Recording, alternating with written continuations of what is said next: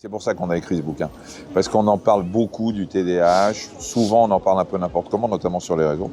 Or, c'est un diagnostic médical qui doit être fait par des médecins.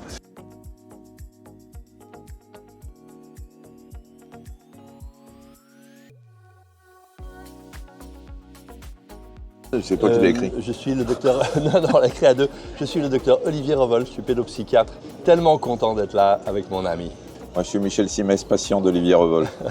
Pourquoi a-t-on l'impression de ne plus passer une journée sans entendre parler du TDAH alors qu'elle concerne 5% de la population?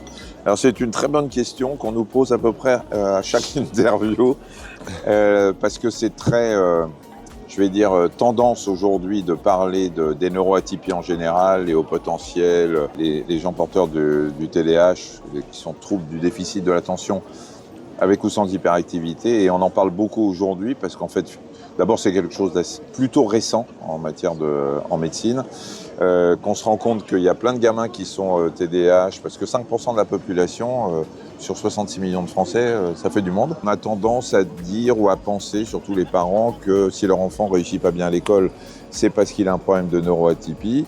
Ce qui est vrai dans 5% des cas, mais pas dans 95% des cas où il faut chercher une autre raison. C'est justement. Il faudra que je parle à un moment donné aussi. Non, c'est.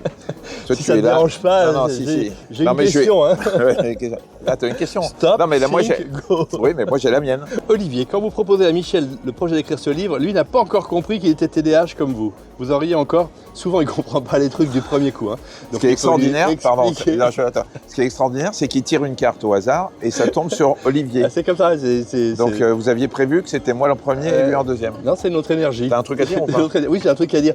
J'ai un truc à dire que d'abord, c'est pas moi qui ai proposé à Michel d'écrire ce livre, c'est lui qui m'a proposé parce qu'il y a 10 ans, c'était moi qui allais le voir en lui disant, je crois que vous avez, on ne se tutoyait pas encore, je crois que vous avez un TDAH. Il m'a dit, mais c'est qui ce clown? Il m'a fait sortir du truc. J'ai fait quand même mon chapitre sur le TDAH. Et l'autre, il lui faut 10 ans pour comprendre les trucs. Et 10 ans après, il dit, ah bah ouais, peut-être je suis un petit peu TDAH si on faisait un bouquin. Alors, là, ça va être normalement Michel. Alors, Michel, tu vois?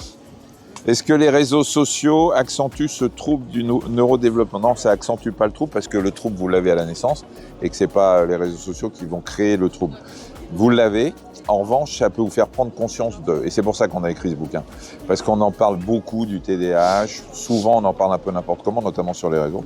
Or, c'est un diagnostic médical qui doit être fait par des médecins et non pas sur ce que racontent certains créateurs de contenu, certains influenceurs, ou parce que vous êtes pour procrastiner un petit peu de temps en temps que vous êtes TDAH. Les réseaux sociaux ne font qu'attirer la lumière sur ces neuroatypies. Et nous, parce qu'on est médecin, Olivier spécialiste, moi médecin vulgarisateur et qu'on est tous le TDAH, on a voulu justement expliquer ce qu'était vraiment un TDAH. Je peux appeler un ami là? T'arrives à lire ou pas? Oui, merci, j'arrive à lire. Mais... Der Struwwelpeter est un classique de la littérature de jeunesse allemande du 19e siècle. En quoi ce livre est-il le précurseur? Ah oui, ça y est, j'y suis. Non, c'est pas précurseur, c'est précurseur. Oui, c'est précurseur, oui. Vous avez compris comment on en a bavé pour écrire ce bouquin? Alors vous voyez aussi la différence pour la vision, quand vous êtes TDAH léger comme moi et TDAH gravement atteint comme lui. Même la vision est altérée. Un cauchemar. Il passait son temps à m'envoyer un chapitre en me disant « T'as pas répondu ?» Il me dit « Je lui dis si. » Il n'avait pas lu, il n'arrivait pas à le lire. Il s'est trompé d'email. Il écrivait un truc et c'est dans les indésirables. Bon bref. Alors, Peter l'Ébouriffé, je traduis pour ceux qui ne connaissent pas, effectivement, c'était un des classiques dans le 19e siècle. On décrivait un gamin, Peter l'Ébouriffé, qui se balançait sur sa chaise, qui tombe tout, etc. Donc oui, effectivement, c'est peut-être le premier livre précurseur sur le TDAH, mais on ne savait pas que c'était le TDAH à l'époque. Tu parles allemand? Monsieur, oui, je parle allemand couramment. Ah ouais, très bien.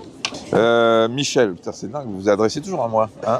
Pourquoi c'est plus dur de détecter le TDAH chez les femmes que chez les hommes? Eh bien, je vais poser immédiatement la question à Olivier Revol.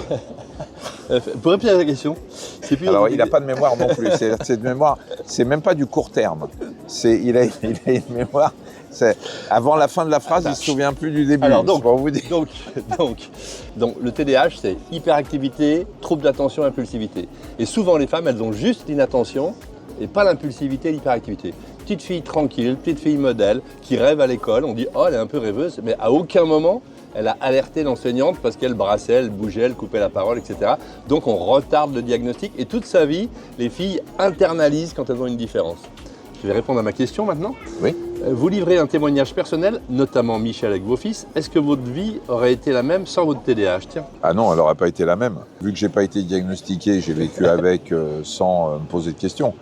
Mais probablement que ma boulimie de découvrir sans arrêt quelque chose, de me lancer des défis en permanence est liée à mon TDAH. Moi, j'en ai fait une force probablement, d'après ce que me dit Olivier, parce que j'ai le cerveau qui travaille vite, mais je pense que j'aurais pas fait la moitié ou le tiers de ce que j'ai fait dans ma vie si j'avais pas été TDAH. Enfin, je pense, non, Tu serais encore en train de regarder des tympans et... Ouais, je serais encore au RL. Ouais, c'est ça.